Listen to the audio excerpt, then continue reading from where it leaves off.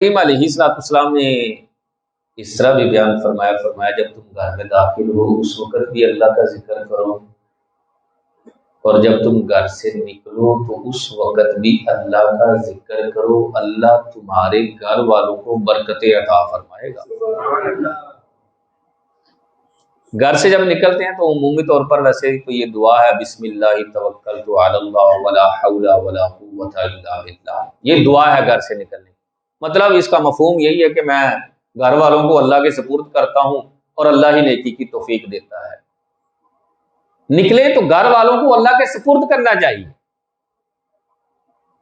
بلکہ مجھے سیدنا فاروق اعظم رضی اللہ تعالیٰ عنہ کے دور کا وہ واقعہ یاد آیا کہ سیدنا فاروق اعظم رضی اللہ تعالیٰ عنہ مسجد نبوی کے اندر بیٹھے ہیں، صحابہ بھی بیٹھے ہیں، تو سامنے سے نا ایک شخص اپنے بیٹے کو اپنے کندھوں کے اوپر اٹھائے ہوئے نا گزر رہا تھا۔ باپ اور بیٹے میں اس قدر زیادہ مشابہت کہ 19-20 کا بھی فرق نہیں۔ سیدنا فاروق اعظم نے بلایا، کہا یار تم دونوں میں اتنی زیادہ مشابہت کہ 19-20 کا بھی فرق نہیں ہے، تمہارے درمیان کوئی فرق نہیں ہے، وجہ کیا ہے؟ اس نے عرض کی امیر المؤمنین اس کے پیچھے نا ایک واقعہ ہے۔ تو فرمایا بیان کرو نا۔ عرض کی حضور میں ایک مرتبہ سفر پر جانے لگا تو میری بیوی امید سے تھی، حاملہ تھی،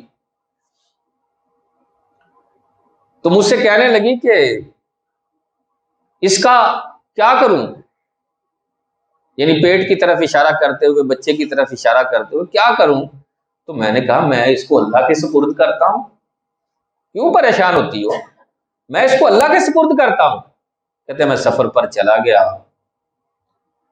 واپس آیا تو مجھے یہ خبر غم سننے کو ملی کہ لوگوں نے بتایا کہ تمہاری بیوی کا انتقال ہو گیا، بیوی بیمار ہوئی، پھر اس کا انتقال ہو گیا۔ امیر المؤمنین میری بیوی بڑی اچھی تھی، بڑی نیک، تو میں نے دل کے اندر سوچا جا کر فاتحہ خوانی کرتا ہوں، قبر کو دیکھ کر بھی کچھ سکون آ جاتا ہے، چلو کچھ غم کے اندر جو ہے وہ سکون بھی مل جائے گا، فاتحہ خوانی بھی کروں گا۔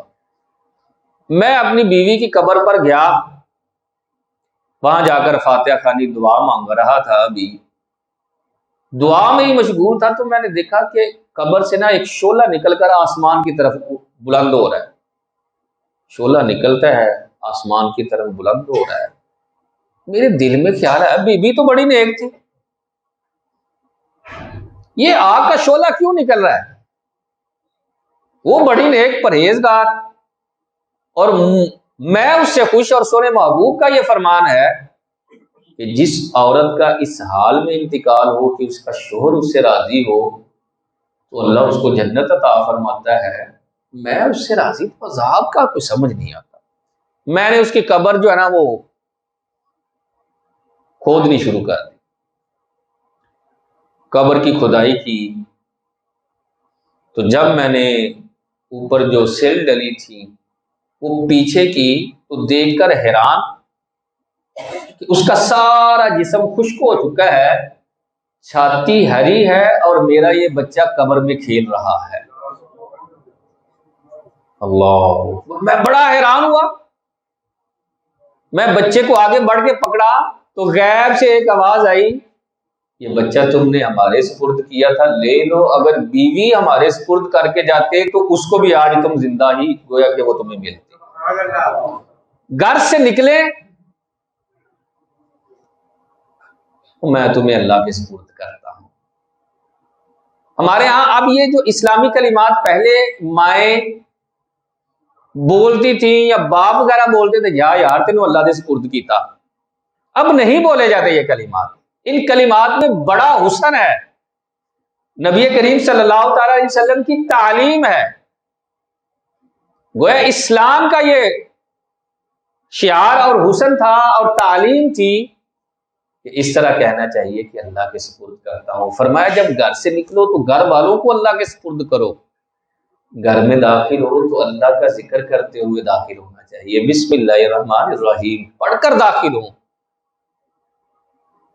بلکہ باقاعدہ سرکار نے فرمایا جب تم بسم اللہ پڑھ کر داخل ہوتے ہو نا گھر میں تو شیطان اپنے چیلوں سے کہتا نا نا، تمہارے لیے اب یہاں کوئی ٹھکانہ نہیں ہے۔ اور جب وہ کھانا بھی بسم اللہ پڑھ کر کھاتا ہے نا بندہ، کہتا نہ ٹھکانہ ہے نہ کھانا ہے، تمہارے لیے کچھ نہیں اب یہاں۔ تو جس گھر میں شیطان نہیں ہوگا، جس کا ٹھکانہ بھی وہاں نہیں ہوگا، وہاں لڑائی نہیں ہوگی، وہاں نوستے نہیں ہوگی، وہاں نیلا پیلا کالا جادو بھی نہیں ہوگا۔ تو کہتے ہیں نا آگے پتہ نہیں کی ہو گیا ساڈے گھر،